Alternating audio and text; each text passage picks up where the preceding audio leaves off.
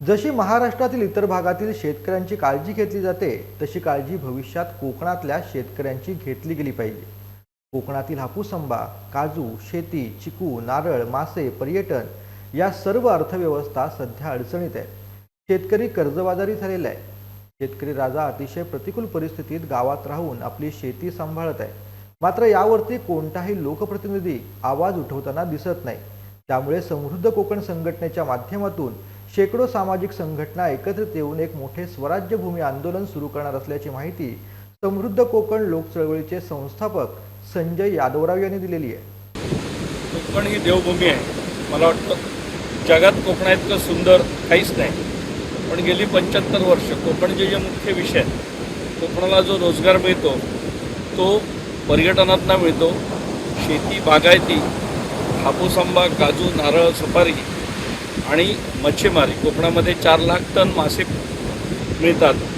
कोकणात हापूस आंब्याची 5000 कोटीची इकॉनॉमी आहे आणि पर्यटनाची इकॉनॉमी जी खूप मोठी होईल आणि कोकणातल्या एकाही तरुणाला मुंबईत नोकरीसाठी जावं लागणार। आजही कोकणामध्ये 70% लोकांना रोजगार हा या 3 विषयांमधून मिळतो।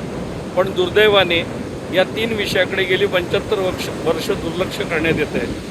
कोकणातल्या कुठल्याच समुद्रावरती साधी महिलांसाठी टॉयलेट नाहीत किंवा अशी खूप देखणी गावं आहेत, पण त्या गावांमध्ये जायला रस्ते नाहीत। त्या ठिकाणी पर्यटनाच्या पायाभूत सुविधा नाहीत। हापूस आंबा गेली 10 वर्षे अडचणीत आहे। 2 वर्ष कोरोना आणि 3 चक्रीवादळ, ग्लोबल वॉर्मिंगमुळे आंबा कमी पिकतो। आंबा बागायतदार खूप अडचणीत आहे, पण त्याला एकदा कर्जमाफी मिळाली पाहिजे।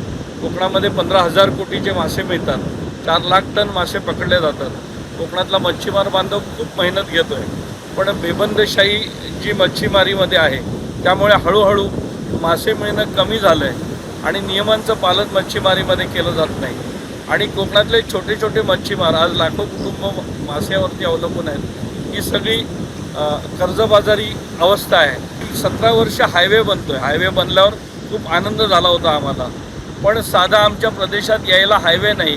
कोकण 15 वर्ष मागे गेलं आणि म्हणून आम्ही ठरवलं आहे की या विधानसभेच्या निवडणुकीमध्ये एक लोक चळवळ उभी करायची आणि विधानसभेची निवडणूक ही मूळ मुद्द्यांवर झाली पाहिजे की याकरता पर्यटन, शेती, बागायती किंवा मच्छीमारी याकरता सरकार बजेट देणार का, याकरता पायाभूत सुविधा देणार का, याकरता कोकण विकास प्राधिकरण बनवलं जाणार का, अशा स्वरूपाच्या मूळ मुद्द्यांवरती ही इलेक्शन लढवली गेली पाहिजे असा आमचा आग्रह आहे। आणि म्हणून डहाणूपासून वेंगुर्ल्यापर्यंत इतकं आमचं सुंदर कोकण, हे कोकण जर समृद्ध करायचं असेल तर शासनाने सुद्धा यापुढे दुर्लक्ष करण्याचं धोरण बदललं पाहिजे।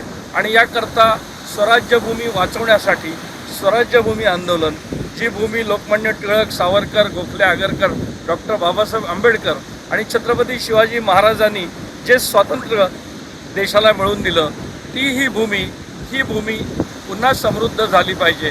आज माकडांमुळे शेती उद्ध्वस्त झाले, ती गावं उद्ध्वस्त झालीत, गावं रिकामी होतात, ती पुन्हा भरली पाहिजेत, गावातल्या शाळा भरल्या पाहिजेत। याकरता एक मोठं आंदोलन आपण सुरू करतोय।